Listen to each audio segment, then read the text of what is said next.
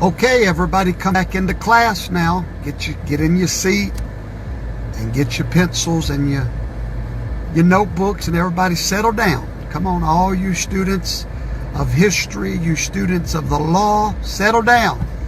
I'm ready to teach you a few things. What happens if President Donald Trump does not concede the election? I talked about it in a previous video, but I'm gonna cut right to the chase. It's happened 2 times in history. It happened in 1800. It's happened in 1824. And if you'll remember, Hillary Clinton told Joe Biden not to concede. You remember that? Before this election, she told him, do not concede. You know why she told him that? I hate to say it, smart woman. She knows the law. But most Americans don't. Most of you watching me don't know it. I didn't know it. But now I do, and knowledge is power. And I promise you, Donald Trump knows what I'm fixing to tell you. So do all of his lawyers. Okay, so here's what happens. Real simple. The most powerful thing that keeps the peace in the United States of America is not required by law. It's just a custom. And it's called a concession speech. We've been doing it for a long time, but there's no law that requires a concession speech. However, it does aid in the peaceful transfer of power. So normally when a presidential candidate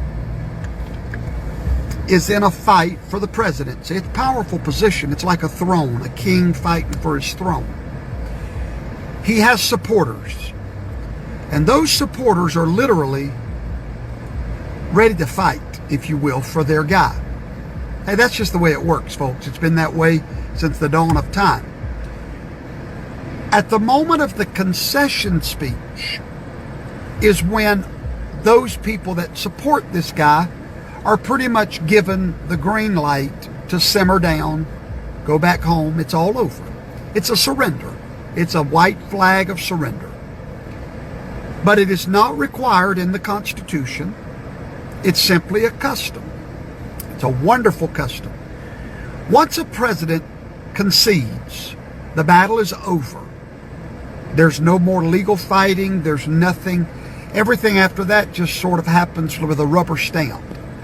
Then the electors get together. They cast their votes in Washington, D.C. The president is officially elected, and the votes are certified. And that certification gives that man the presidency. But more importantly, his concession speech from the opponent is what gives him legitimacy and a transfer without drama. But 2 times in our history, presidents did not concede the election. Why?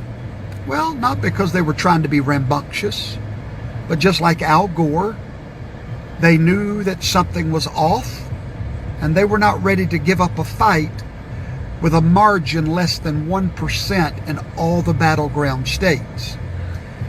According to the law, Georgia is going to be recounted. We do not have any official result anywhere in the nation. Pennsylvania is going to be recounted. Arizona is still being counted. Nevada is going to be recounted. We have a total recount coming. Now, after that recount, the president has legal options to go to court to prove irregularity. So let's just say that none of that works, and the president still will not concede the election. The Constitution, Amendment 12 of the United States Constitution, gives you the answer of what will happen. If they cannot rule on it in the court, and he does not concede, and there's no certification of an undisputable majority, then we go to the House of Representatives. When we get to the House of Representatives, there are 475 members of that House. The election is null and void at that point. It's like it never happened. The numbers do not matter any longer. This has happened twice in history. I got a feeling it's fixing to happen again. At that moment, the election becomes obsolete, and now the president will be elected by the Congress, the House of Representatives. Now, immediately, that strikes fear in the heart of a conservative, because guess who controls the House? The Democrats. But not so fast.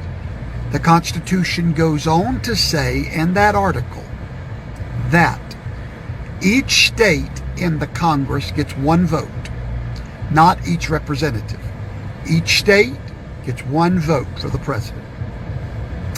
Well, there are 50 states in the House. Of those 50, 37 are Republican. At that moment, a Republican Congress will officially, constitutionally vote in the next president. Why do you think Donald Trump has not conceded? He knows these things that I'm telling you. He understands that there was illegitimate votes cast. He understands that votes are still going on. Now, he may get tired of the fight. I don't know. I don't think he is, though. But he does have a constitutional remedy to his dilemma. This is going to be interesting to watch. But remember, Hillary Clinton told Joe Biden, do not concede no matter what. Now, why did she tell him that? Because she knows what I'm telling you. And so, Joe Biden has won a few battleground states with less than 1%.